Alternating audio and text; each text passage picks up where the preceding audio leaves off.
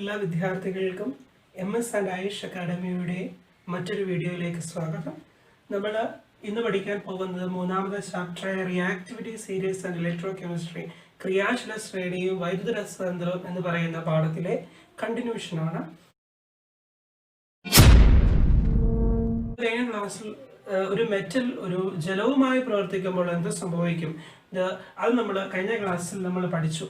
അതിൻ്റെ ഒരു ബാക്കി കുറച്ച് കാര്യങ്ങൾ നമ്മൾ അറിഞ്ഞിരിക്കണം. ഒന്ന്, ഒരു തണുത്ത ജലവുമായി കോൾഡ് വാട്ടറുമായി ചില മെറ്റൽസുകൾ പ്രവർത്തിക്കുമ്പോൾ ഹൈഡ്രജൻ എന്ന് പറയുന്ന ഗ്യാസിനെ വെളിയിലേക്ക് വിടും. അവരാരൊക്കെയാണ്? Potassium, sodium and calcium. അതേപോലെ തന്നെ ഹോട്ട് വാട്ടറുമായി ചൂടുവെള്ളവുമായി ചില മെറ്റൽസ് പ്രവർത്തിക്കുമ്പോൾ, ചില ലോഹങ്ങൾ പ്രവർത്തിക്കുമ്പോൾ ഹൈഡ്രജൻ ഗ്യാസിനെ വെളിയിലേക്ക് വിടും. അതാരാണ്? മഗ്നീഷ്യം. അതേപോലെ തന്നെ അയൺ അല്ലെങ്കിൽ ഇരുമ്പ്, അത് സ്റ്റീമുമായി ആവിയുമായി പ്രവർത്തിക്കുമ്പോൾ, നീരാവിയുമായി അയൺ പ്രവർത്തിക്കുമ്പോൾ ഹൈഡ്രജൻ ഗ്യാസിനെ വെളിയിലേക്ക് വിടും. നമ്മൾ ഇനിയും കാണാൻ പോകുന്നത് the reaction of A metals with oxygen. ഒരു ലോഹം ഓക്സിജനുമായി പ്രവർത്തിക്കുമ്പോഴുള്ള പ്രവർത്തനമാണ്. നമുക്ക് നോക്കാം. നമ്മളൊരു സോഡിയം എന്ന് പറയുന്ന ഒരു മെറ്റലിനെ നമ്മൾ എടുക്കുക, ലോഹത്തിനെ നമ്മൾ എടുക്കുക, നമ്മളതിനെ മുറിക്കുക, നമ്മളതിനെ കട്ട് ചെയ്യുക. കട്ട് ചെയ്ത് കഴിയുമ്പോൾ നമ്മൾ കട്ട് ചെയ്യുന്ന ഭാഗം നല്ല തിളക്കമുള്ളതായി കാണാനായിട്ട് പറ്റും, നല്ല തിളങ്ങുന്നതായിട്ട് കാണാൻ പറ്റും. നമ്മൾ അതിനെയാണ് ഒരു മെറ്റൽസിന്, നമ്മൾ 8ാം ക്ലാസ്സിൽ പഠിച്ചിട്ടുണ്ട്, മെറ്റൽസിന്റെ അല്ലെങ്കിൽ ലോഹത്തിന്റെ പ്രത്യേകതയാണ് മെറ്റാലിക് ലസ്റ്റർ എന്ന് നമ്മളതിനെ വിളിക്കും. മെറ്റാലിക് ലസ്റ്റർ അല്ലേ? അപ്പോൾ ഒരു മെറ്റൽസിന് ഉള്ള ഒരു പ്രോപ്പർട്ടിയാണ്, ലോഹത്തിനൊരു പ്രോപ്പർട്ടിയാണ് എന്ത്? മെറ്റാലിക് ലസ്റ്റർ അല്ലെങ്കിൽ തിളക്കം എന്ന് പറയുന്നത്. അപ്പോൾ നമ്മൾ സോഡിയത്തിനെ നമ്മൾ കട്ട് ചെയ്ത് കഴിയുമ്പോൾ നമുക്ക് ആ സോഡിയം കട്ട് ചെയ്ത ഭാഗം നല്ല തിളങ്ങുന്നതായിട്ട് കാണാനായിട്ട് സാധിക്കും. കുറേ നേരം കഴിയുമ്പോൾ ഇതിന്റെ ഈ തിളക്കം നഷ്ടപ്പെടുന്നതും നമുക്ക് കാണാനായിട്ട് സാധിക്കും. അതേപോലെ തന്നെയാണ് മഗ്നീഷ്യം എന്ന് പറയുന്ന മെറ്റൽ. മഗ്നീഷ്യം എന്ന് പറയുന്ന ലോഹം നമ്മൾ എടുക്കുകയാണെങ്കിൽ നമ്മൾ തുറന്ന് കുറേ നേരം വെളിയിൽ വെച്ച് കഴിഞ്ഞാൽ അതിൻ്റെ ഭംഗി അല്ലെങ്കിൽ ലസ്റ്റർ, അതിൻ്റെ തിളക്കം നഷ്ടപ്പെടുന്നതായിട്ട് നമുക്ക് കാണാനായിട്ട് സാധിക്കും. അപ്പോൾ എന്തുകൊണ്ടാണ് സോഡിയത്തിനും അതേപോലെ തന്നെ മഗ്നീഷ്യത്തിനും അതിന്റെ തിളക്കം നഷ്ടപ്പെട്ടത്?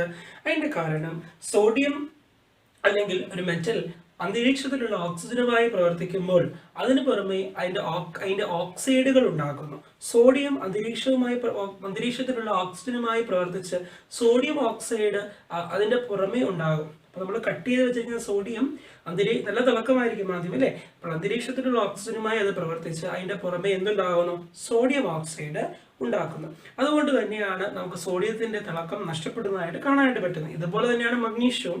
മഗ്നീഷ്യം നല്ല തിളക്കമായിരിക്കും, തുറന്നു വെച്ച് കഴിയുമ്പോൾ അന്തരീക്ഷത്തിലുള്ള ഓക്സിജനുമായി മഗ്നീഷ്യം പ്രവർത്തിച്ച് മഗ്നീഷ്യം ഓക്സൈഡ് അതിന്റെ പുറമെ ഉണ്ടാകും. അപ്പോൾ അതിന്റെ പുറമെ മഗ്നീഷ്യം ഓക്സൈഡിന്റെ കോട്ടിംഗ് ഉണ്ടാകുന്നതുകൊണ്ട് മഗ്നീഷ്യത്തിന്റെ തിളക്കം നഷ്ടപ്പെടുന്നു. നമുക്ക് നോക്കാം. സോഡിയം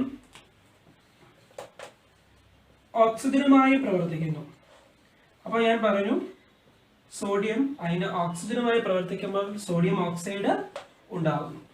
സോഡിയം ഓക്സൈഡ് ഉണ്ടാകും. അപ്പോൾ നോക്കൂ, സോഡിയത്തിന്റെ കെമിക്കൽ ഫോർമുല Na.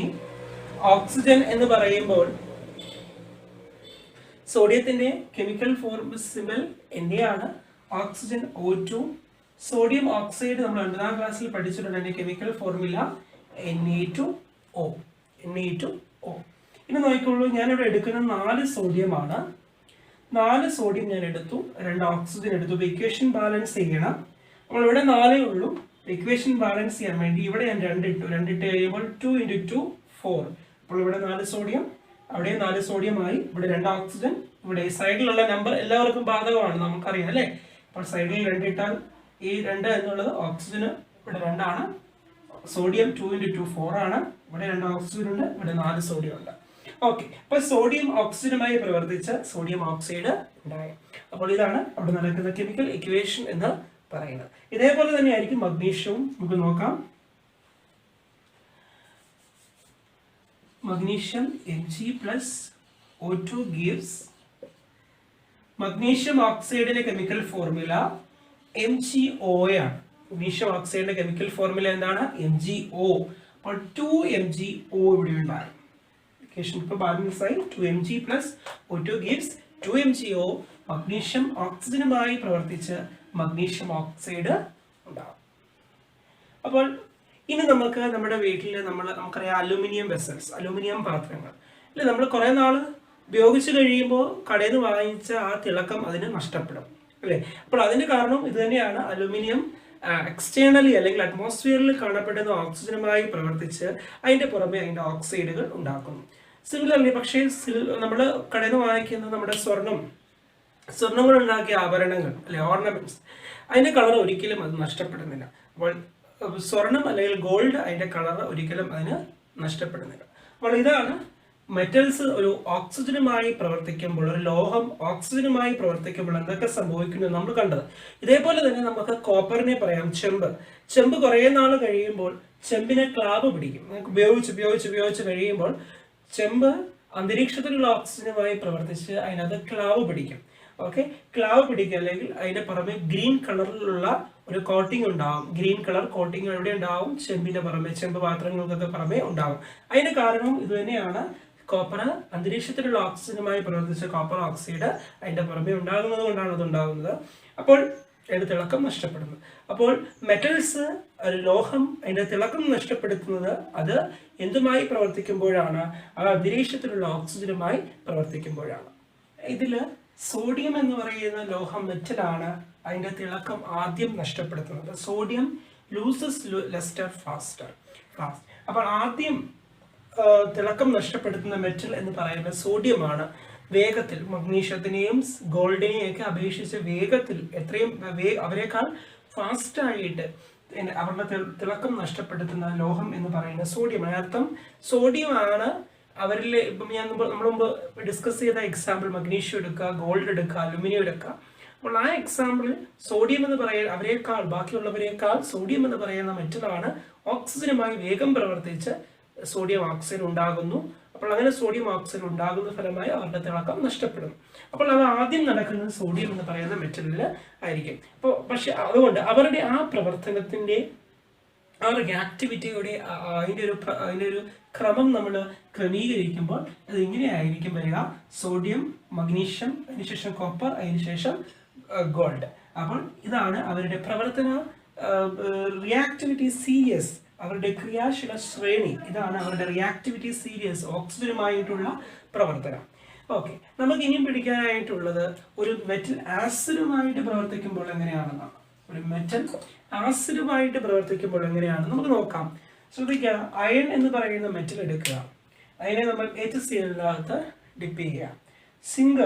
മഗ്നീഷ്യം എടുക്കുക, കോപ്പർ എടുക്കുക, HCl-നകത്ത് ഡിപ്പ് ചെയ്യുക, ലെഡ് HCl-നകത്ത് ഡിപ്പ് ചെയ്യുക, സിങ്ക് HCl-നകത്ത് ഡിപ്പ് ചെയ്യുക. അപ്പോൾ എഴുതിയിരിക്കുന്ന iron, magnesium, copper, lead and zinc ഇവരെല്ലാവരും ടെസ്റ്റ് ട്യൂബിനകത്ത് ഇട്ടു. ഇവരെല്ലാവരും ടെസ്റ്റ് ട്യൂബിനകത്ത് HCl-നകത്ത് ഇവരെല്ലാവരെയും ഡിപ്പ് ചെയ്യുക. ഇവരെല്ലാവരും HCl-നകത്ത് മുക്കിയിടുക. അപ്പോൾ ഇട്ട് കഴിയുമ്പോൾ എന്ത് സംഭവിക്കും നോക്കൂ.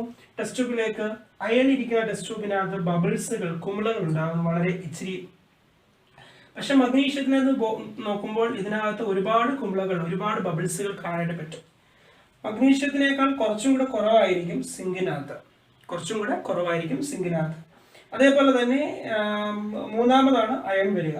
അയണിനകത്ത് സിങ്കിനേക്കാൾ കുറച്ച് കുറവായിരിക്കും. അയണിനേക്കാൾ കുറച്ചും കൂടെ കുറവാണ് ലെഡ്, ലെഡിനകത്ത് വളരെ കുറച്ച് കുമിളകൾ, കുറച്ച് ബബിൾസുകൾ മാത്രമേ ഉണ്ടാകുന്നുള്ളൂ. അതേപോലെ തന്നെ കോപ്പറിലേക്ക് പോകുമ്പോൾ കോപ്പറിനകത്ത് ബബിൾസുകൾ, കുമിളകൾ ഒട്ടും തന്നെ ഇല്ല.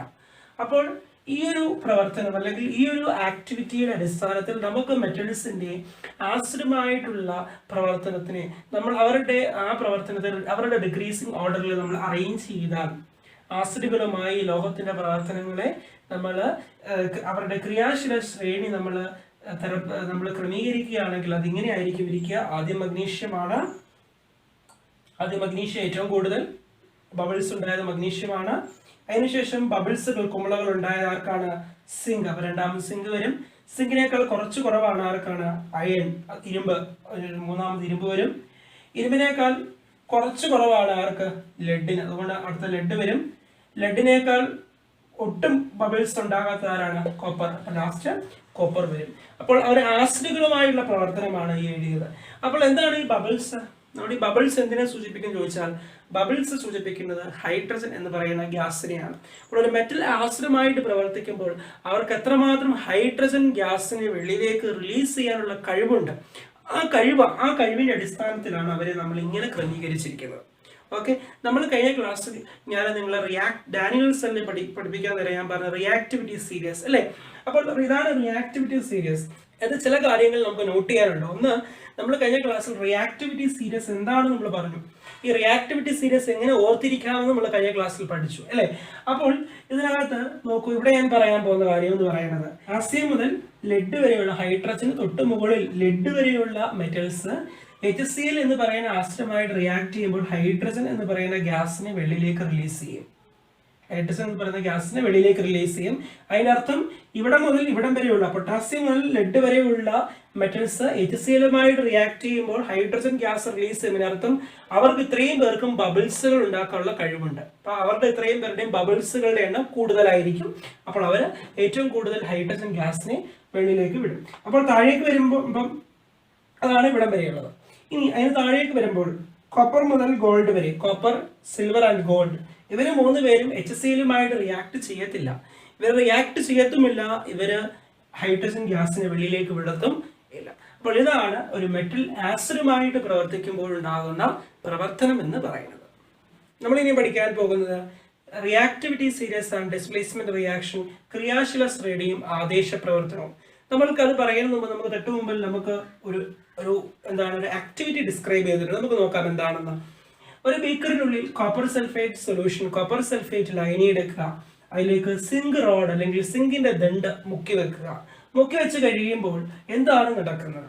നമ്മൾ 9ാം ക്ലാസ്സിൽ ഡിസ്പ്ലേസ്മെന്റ് റിയാക്ഷൻ, ആദേശ പ്രവർത്തനം പഠിച്ചു. നമ്മൾ ആദ്യം അതെന്താണെന്ന് ഞാൻ പറയാം. നോക്കൂ, കോപ്പർ സൾഫേറ്റ് സൊല്യൂഷനിലേക്ക് സിങ്ക് റോഡ് മുക്കി വെച്ചു, സിങ്കിന്റെ ദണ്ട് മുക്കി വെച്ചു. നേരത്തെ പഠിച്ചതിൽ പ്രകാരം നമുക്കറിയാം ലൈനിക്കകത്തുള്ള സൊല്യൂഷനകത്തുള്ള മെറ്റൽ, ഇവിടുത്തെ സൊല്യൂഷൻ കോപ്പർ സൾഫേറ്റ് ആണ്, അതുള്ള മെറ്റൽ കോപ്പർ ആണ്. അപ്പോൾ ഈ കോപ്പറിന് പകരം നമ്മൾ അതിലേക്ക് മുക്കി വെച്ച സിങ്ക് എന്ന് പറയുന്ന മെറ്റൽ ആയിരിക്കും ഇവിടെ വരിക അല്ലേ.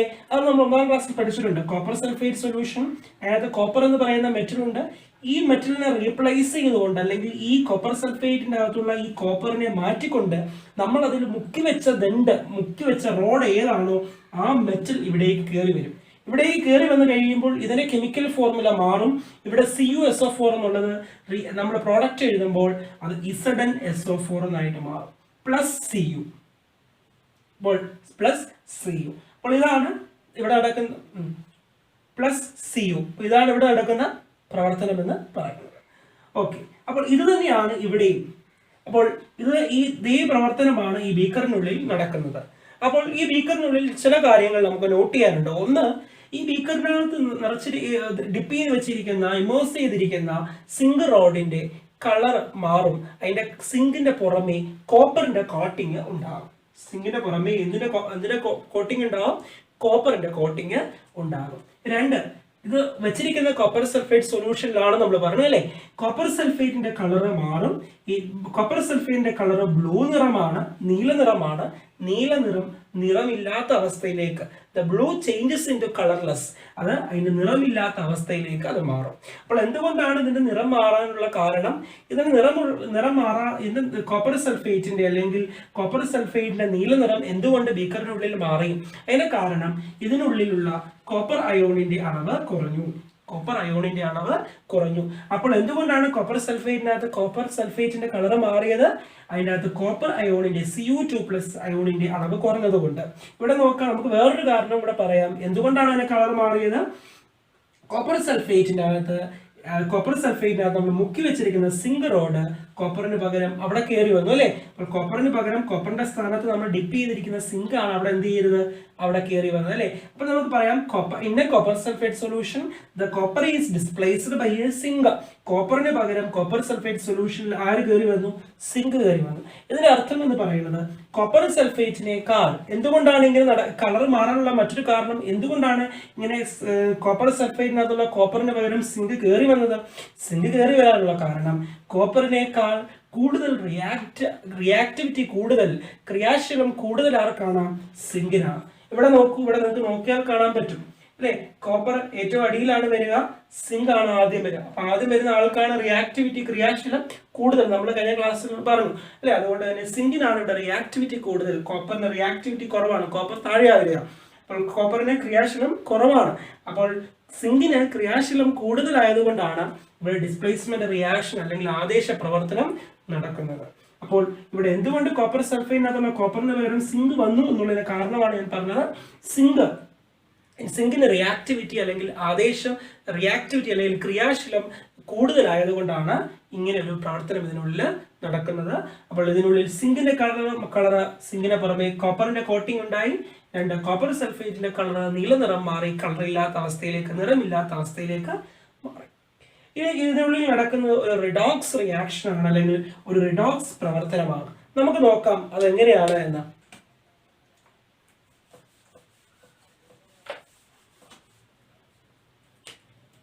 Zn plus CuSO4 gives, നമുക്കറിയാം ZnSO4 plus Cu plus Cu. ഇവിടെ നോക്കിക്കോളൂ, ഇവിടെ നമ്മൾ പഠിച്ചിട്ടുണ്ട് 9ാം ക്ലാസ്സിൽ ഫ്രീ സ്റ്റേറ്റിലിരിക്കുന്ന മെറ്റൽ, സ്വതന്ത്രാവസ്ഥയിലിരിക്കുന്ന ലോഹത്തിന്റെ ചാർജ് 0, CuSO4 കോപ്പറിന്റെ ചാർജ് 2+, SO4ന്റെ ചാർജ് 2-, ഇവിടെയും അതുപോലെ തന്നെ 2+, 2-, ഇവിടെ കോപ്പറിന്റെ ചാർജ് 0. ഇവിടെ ഒറ്റയ്ക്ക് ഇരിക്കുന്ന അല്ലെങ്കിൽ ഫ്രീ സ്റ്റേറ്റിൽ ലോഹങ്ങൾ സ്വതന്ത്രാവസ്ഥയിലാണ് ഇരിക്കുന്നതെങ്കിൽ അവരുടെ ചാർജ് 0 ആണെന്ന് നമ്മൾ 9ാം ക്ലാസ്സിൽ പഠിച്ചിട്ടുണ്ട്. അപ്പൊ നോക്കിക്കോളൂ, ഇവിടെ സിങ്കിലേക്ക് പോവുക. സിങ്ക് 0-ൽ നിന്ന് സിങ്കിന്റെ ഓക്സിഡേഷൻ സ്റ്റേറ്റ്, ഓക്സീകരണ അവസ്ഥ 0-ൽ നിന്ന് 2+ലേക്ക് മാറി. ഇനി കോപ്പറിലേക്ക് പോയാൽ കോപ്പറിന്റെ ചാർജ് ഇവിടെ 2+ ആയിരുന്നു. കോപ്പർ 2+ൽ നിന്ന് കോപ്പറിന്റെ ഓക്സീകരണ അവസ്ഥ എന്തായിട്ട് മാറി? 0 ആയിട്ട് മാറി അല്ലെ. ഇവിടെ CuSO4 കോപ്പറിന്റെ ഓക്സിഡേഷൻ സ്റ്റേറ്റ് 2+ ആണ്. അപ്പുറത്ത് കോപ്പറിന്റെ ഓക്സിഡേഷൻ സ്റ്റേറ്റ് എത്രയാ? 0. ഇവിടെ കോപ്പറിന്റെ ഓക്സീകരണ അവസ്ഥ 2, അവിടെ 2+, അവിടെ ഓക്സീകരണ അവസ്ഥ 0. അപ്പോൾ സിങ്കിന്റെ 0യിൽ നിന്ന് 2+ ആയിട്ട് മാറി. കോപ്പറിൻ്റെത് 2+ൽ നിന്ന് എന്തായിട്ട് മാറി? 0 ആയിട്ട് മാറി. നമ്മൾ 9ാം ക്ലാസ്സിൽ പഠിച്ചിട്ടുണ്ട് increasing the number of charges, ചാർജുകളുടെ എണ്ണം കൂടിയാൽ അയാൾക്ക് നടക്കുന്ന പ്രവർത്തനമാണ് ഓക്സിഡേഷൻ. അപ്പോൾ ഇവിടെ സിങ്കിന് നടക്കുന്ന പ്രവർത്തനമാണ് എന്ത്? ഓക്സീകരണം അല്ലെങ്കിൽ ഓക്സിഡേഷൻ. കാരണം സിങ്കിന്റെ ചാർജ് എന്ത് ചെയ്യുന്നു? കൂടുന്നു. 0-ൽ നിന്ന് 2+ ആയിട്ട് മാറി, 2+ ആയിട്ട് മാറി. അപ്പോൾ ചാർജിന്റെ എണ്ണം കൂടി. Increase the number of charges is called as oxidation. അപ്പോൾ ഇവിടെ ഓക്സിഡേഷൻ നടക്കുക ആർക്കാണ്? സിങ്കിനാണ്. ഇനി നോക്കിക്കോളൂ, കോപ്പറിലേക്ക് 2+ൽ നിന്ന് എന്തായിട്ടാണ് മാറി? 0യിലേക്ക് മാറി. അപ്പോൾ 2+ൽ നിന്ന് 2+ൽ നിന്ന് 0യിലേക്ക് മാറി. അപ്പോൾ ചാർജ് കുറഞ്ഞു. 2-ൽ നിന്ന് 0യിലേക്ക് പോയി അല്ലെ. അപ്പോൾ 2-ൽ നിന്ന് 0യിലേക്ക് പോയ അർത്ഥം ചാർജ് കുറഞ്ഞു. അപ്പോൾ ചാർജ് ഇപ്പോൾ കുറയുകയാണെങ്കിൽ reducing the number of charges, അയാൾക്ക് നടക്കുന്ന പ്രവർത്തനമാണെന്ന് റിഡക്ഷൻ. റിഡക്ഷൻ. അപ്പോൾ ഒരു ഡിസ്പ്ലേസ്മെന്റ് റിയാക്ഷൻ എന്ന് പറഞ്ഞാൽ ഇവിടെ ഇതൊരു ഡിസ്പ്ലേസ്മെന്റ് റിയാക്ഷൻ ആണ്. നമുക്ക് തൊട്ടുമുമ്പ് വന്നിരിക്കുന്ന ആക്ടിവിറ്റി അല്ലെ, അതിനുള്ളിൽ നടക്കുന്ന പ്രവർത്തനമാണ് ഇവിടെ എഴുതിയത്.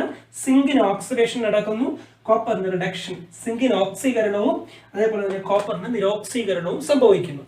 ഓക്കെ, അപ്പോൾ നമ്മൾ 9ാം ക്ലാസ്സിൽ പഠിച്ചിട്ടുണ്ട് ഒരു കെമിക്കൽ റിയാക്ഷനിൽ, ഒരു രാസപ്രവർത്തനത്തിൽ ഓക്സിഡേഷനും റിഡക്ഷനും ഒരേ സമയത്ത് ഒരേപോലെ നടക്കുകയാണെങ്കിൽ അങ്ങനെയുള്ള പ്രവർത്തനങ്ങളെ നമ്മൾ വിളിക്കുന്ന പേരാണ് റിഡോക്സ് റിയാക്ഷൻ അല്ലെങ്കിൽ റിഡോക്സ് പ്രവർത്തനം അല്ലേ. അപ്പോൾ നമുക്ക് പറയാം ഇവിടെ തന്നിരിക്കുന്ന ഡിസ്പ്ലേസ്മെന്റ് റിയാക്ഷൻ ഒരു റിഡോക്സ് പ്രവർത്തനമാണ്. ഇവിടെ തന്നിരിക്കുന്ന ആദേശ പ്രവർത്തനം ഒരു റിഡോക്സ് പ്രവർത്തനമാണ്. അതിനുള്ളിൽ നടക്കുന്ന റിഡോക്സ് പ്രവർത്തനമാണ്. നമുക്കിവിടെ തന്നിരിക്കുന്ന ആക്ടിവിറ്റി ഒരു ഡിസ്പ്ലേസ്മെന്റ് റിയാക്ഷൻ ആണ്. അതിനുള്ളിൽ നടക്കുന്നത് റിഡോക്സ് റിയാക്ഷൻ ആണ്. കാരണം സിങ്കിന് ഓക്സിഡേഷൻ നടക്കുന്നു, കോപ്പറിന് റിഡക്ഷൻ നടക്കുന്നു. സിങ്കിന് ഓക്സീകരണവും കോപ്പറിന് നിരോക്സീകരണവും നടക്കുന്നു. ഓക്കെ, നമുക്ക് തൊട്ട് താഴെ നമുക്ക് വേറൊരു ബോക്സ് കൊടുത്തിട്ടുണ്ട്. നമുക്ക് അതും കൂടെ നോക്കാം.